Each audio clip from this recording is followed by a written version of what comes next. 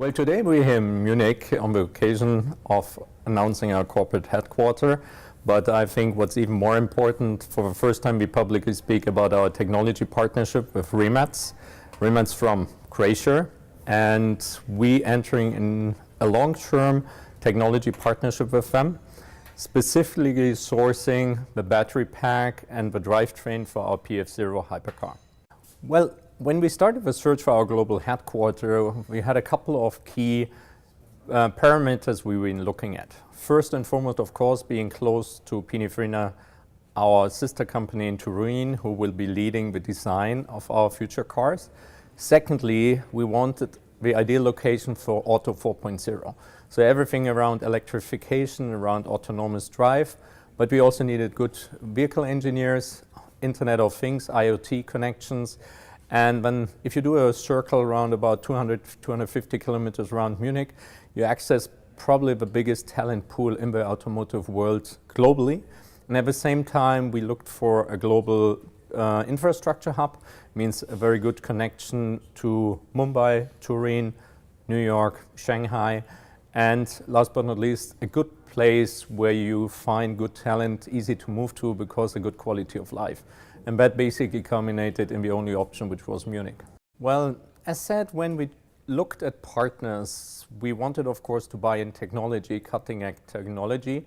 Now, the electrical space isn't that old yet, especially for the automotive world.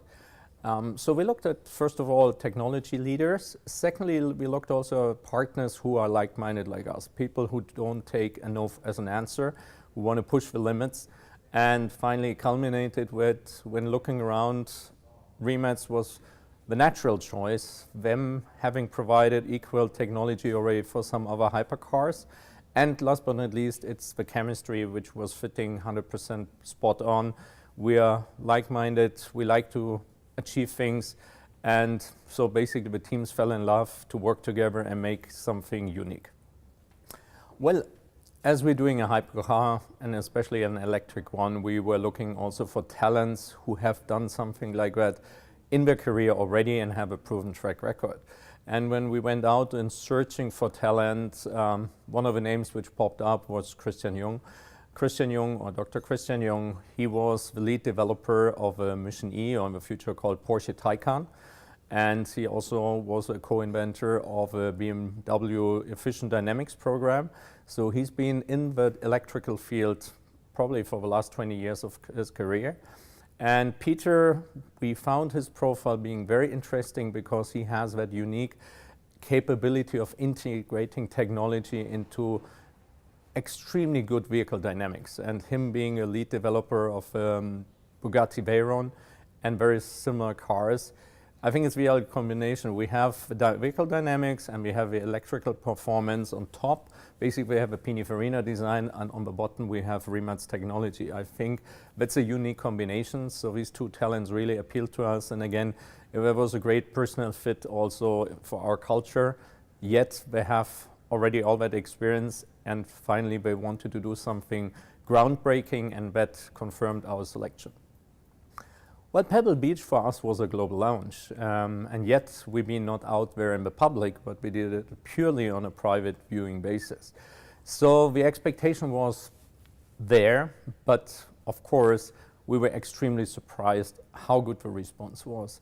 And while we were not initially intending to sell the car, we were starting accepting reservations, and the dominant part of the customers coming by and having a look being from North America. Out of 150 cars, 50 roughly are planned for North America.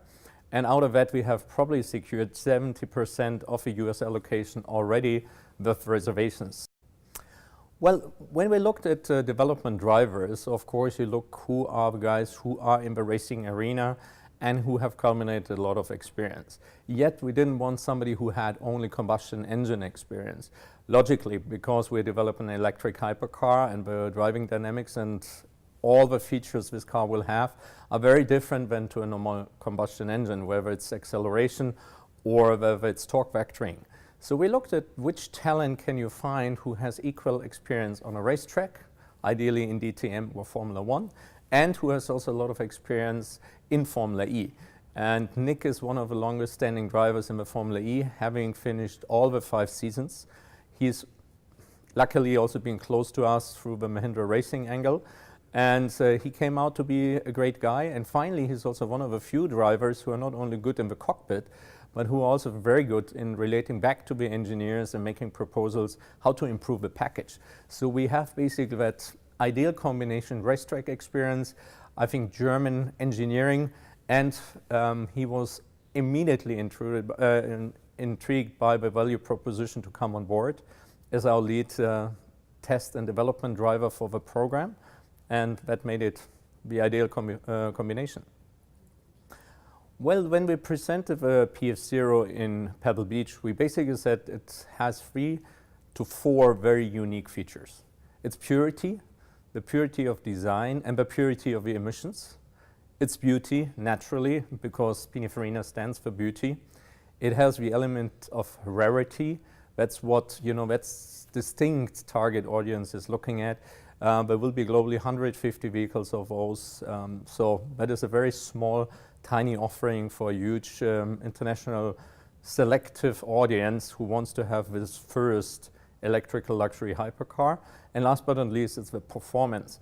We're giving the car double of the performance of a Formula One car. And that's, I think, what it makes it, in this combination, unique. There's nothing else to offer in the market right now.